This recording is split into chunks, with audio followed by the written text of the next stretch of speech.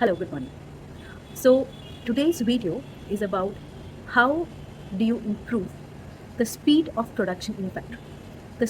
So, let's say आपकी factory 1 घंटे में 6 यूनिट्स बनाती है. अब ये 6 यूनिट्स कैसे इंक्रीज करे जाए, 6 का 8 कैसे करें, 6 का 10 कैसे करें. That's what it means by speed of production. इसको थ्रूपुट भी कहते हैं.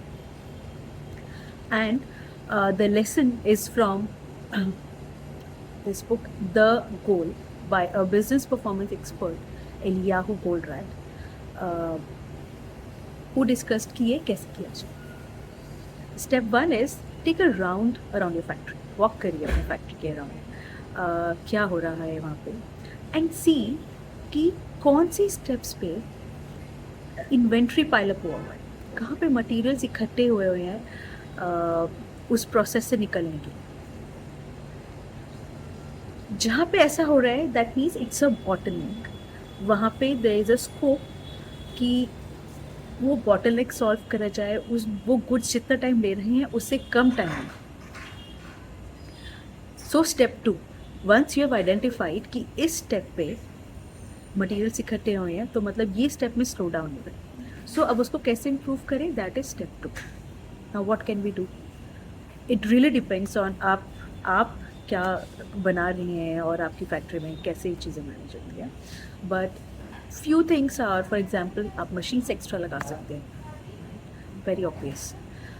दूसरा मे बी कुछ लोग एक्स्ट्रा उसमें बढ़ाने से बात बन जाए, या फिर क्या कुछ चीज़ें उस पर्टिकुलर प्रोसेस में आउटसोर्स करी जा सकती हैं कि कहीं और से भी हो जाए तो थोड़ा जल्दी हो जाएगा. सो ये कुछ चीज़ें हैं एंड बहुत सारे सॉल्यूशंस हो सकते हैं डिपेंडिंग कि क्या इंडस्ट्री है, क्या बॉटलनेक है, कहाँ पे प्रॉब्लम है, वो आपको एनालाइज करना होगा. बट आप उसके बारे में सोचेंगे इस एंगल से तो सोल्यूशन निकले. सो दैट इज़ स्टेप 2 कि उसको फिर सॉल्व कैसे करें, वो बॉटलनेक को एनालाइज करके सॉल्व करें. स्टेप 3, एक बार वो सॉल्व हो गया, again take a round, because कहीं ना कहीं और बॉटलनेक आएगा. तो आप एक बॉटलनेक सॉल्व करेंगे, फिर कहीं कुछ और आएगा, कहीं कुछ और आएगा, एंड सिमिलरली एक एक करके 1 by 1 एक एक करके बॉटलनेक्स सॉल्व होते जाएंगे. So for SMEs this is very important because it can lead to increase in production in the same time, which means आपकी overall cost per unit down जाएगी, एंड आपके मार्जिन्स में बहुत फ़र्क पड़ेगा और आपकी कॉस्ट में फ़र्क पड़ेगा. एंड जनरली SMEs के लिए ये दो चीज़ें मैटर करती हैं बिकॉज प्राइस उनके हाथ में नहीं होता. So if they can improve the cost and margin efficiency, that will matter a lot and it will hit your bottom line. So देखिए, एक बार कोशिश करिए ये चीज़ and see if this helps.